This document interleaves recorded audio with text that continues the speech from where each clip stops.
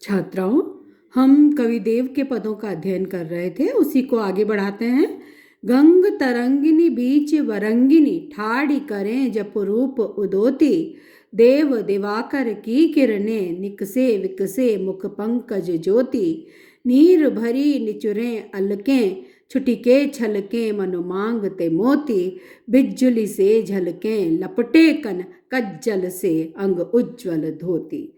तो गंगा की तरंगों के, गंगा की लहरों के बीच में खड़ी होकर वह जो नायिका जप कर रही है, उसके सौंदर्य का वर्णन यहाँ पर देव कवि करते हैं। देव कहते हैं कि गंग तरंगिनी, गंगा की तरंगों के बीच, उनके मध्य में, वरंगिनी, वर अंगिनी यानी श्रेष्ठ अंगों वाली, सुंदर अंगों वाली वह नायिका, ठाड़ी करे जपो रूप उदोती, अत्यंत उज्ज्वल उदात्त रूप वाली वह नायिका खड़ी हुई जप कर रही है।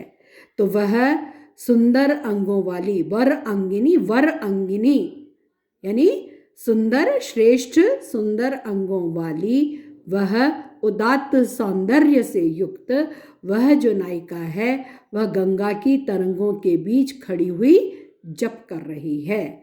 देव कवि कहते हैं कि दिवाकर की किरणें, निकसे विकसे मुख पंकज ज्योति, उसके उस सौंदर्य को देखकर ऐसा लगता है मानो दिवाकर की किरणें निकसे, मानो सूर्य की किरणों के निकलने से विकसे मुख पंकज ज्योति, पंकज रूपी, मुख रूपी पंकज की ज्योति विकसित हो गई है।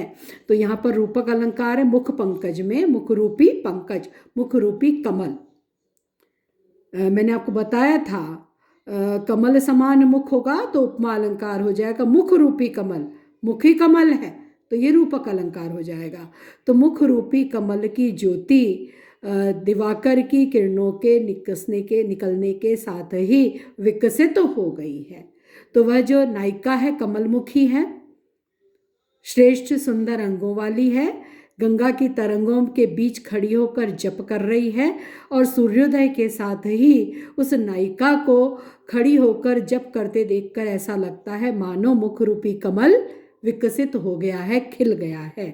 नीर भरी निचुरें अलकें, अब वो जल के बीच खड़ी होकर जप कर रही है तो उसकी जो अलके हैं, बाल जो फैले हुए हैं, बालों की लटें हैं, वो नीर भरी निचुरें, बालों से गीली हैं, जल से भरी हुई निचुड़ रही हैं, उनसे जल टपक रहा है।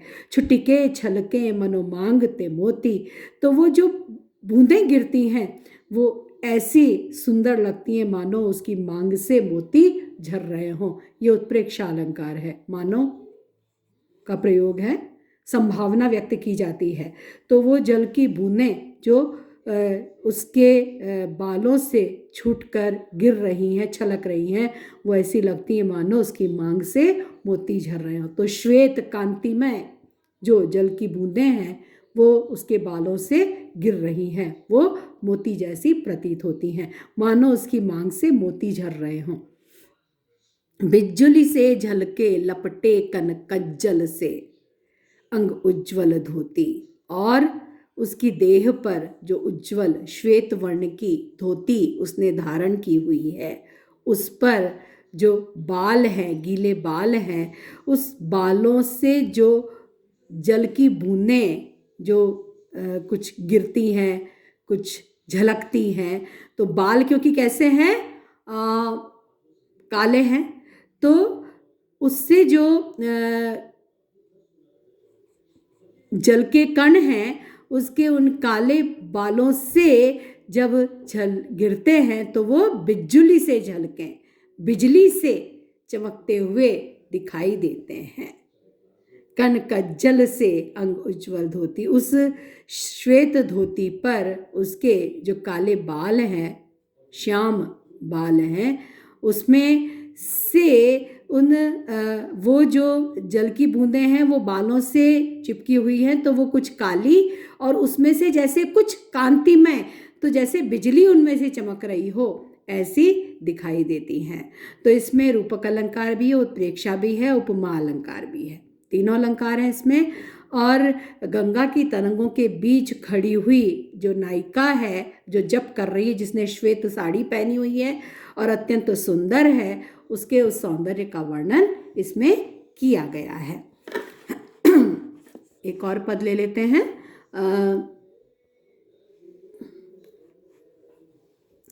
ऐसे जूहो जानत ही कि जय, ऐसे जूहो जानतो कि जेह तू विषय के संग, एरे मन मेरे हाथ पांव तेरे तोड़ तो। आजु लोहो कत नर नाहन की नाही सुनी, नेह सो निहारी हेरी वदन निहार तो।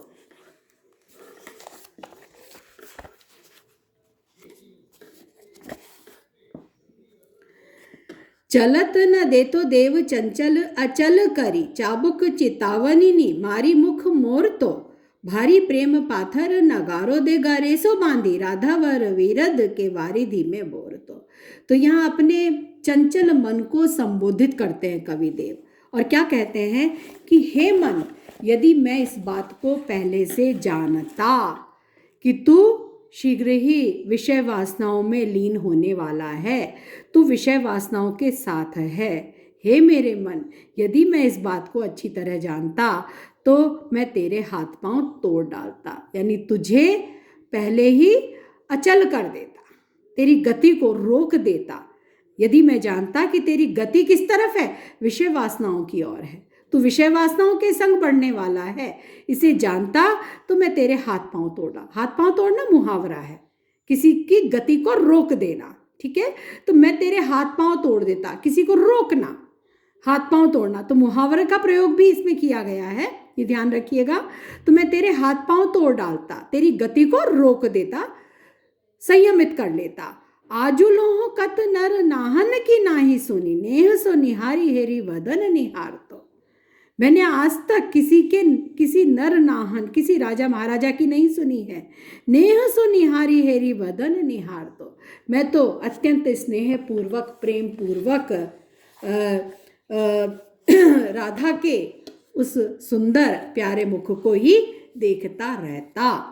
चलत न देतो देव चंचल अचल करी, देव कवि कहते हैं कि मैं तुझे चलने ही नहीं देता, आगे बढ़ने ही नहीं देता, विषय वासनाओं की ओर आगे बढ़ने ही नहीं देता। तेरी चंचलता को रोक कर, अचल करके, संयमित करके, चाबुक चेतावनी नी मारी मुंह मोड़ तो, चेतावनियों की चाबुक मार मार कर तेरा मुंह मोड़ देता, तुझे रोक लेता। किधर जाने से? विषय वासनाओं की ओर जाने से तुझे मैं रोक लेता, तेरे मुंह को विषय वासनाओं से मोड़ लेता, विषय वासनाओं की ओर से मुंह को मोड़ लेता, तुझे चंचल को अचल कर डालता, तेरी चंचलता को रोक देता। और भारी प्रेम पाथर नगारो दे गले सो बांधी, भारी प्रेम के पत्थर का नगारा तेरे गले से बांध करके राधावर वेरद के वारिधि में बोल तो, राधा जी के यश रूपी सागर में तुझे डुबो देता। तो यहाँ पर चंचल मन को संयमित होने की बात कवि देव कहते हैं कि हे मन, तू चंचल है, तेरी गति चंचल है और तू विषय वासनाओं की ओर बढ़ने वाला है। यह बात यदि मैं पहले से जानता तो मैं तुझे रोक लेता, तुझे संयमित करता, और संयमित करके क्या करता? तेरे मुंह को राधा की ओर मोड़ता और राधा के प्रेम का पत्थर तेरे गले से बांधकर राधा जी के यश रूपी सागर में तुझे डुबो देता, तो पूरी तरह से राधा के प्रति तुझे समर्पित कर देता।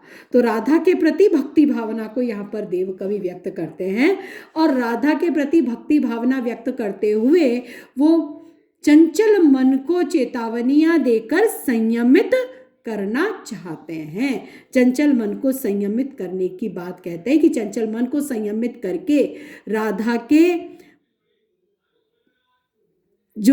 का जो यश है, राधा के यश रूपी सागर में मैं डुबो देता। कैसे? राधा के प्रति प्रेम भाव मन में जगा करके।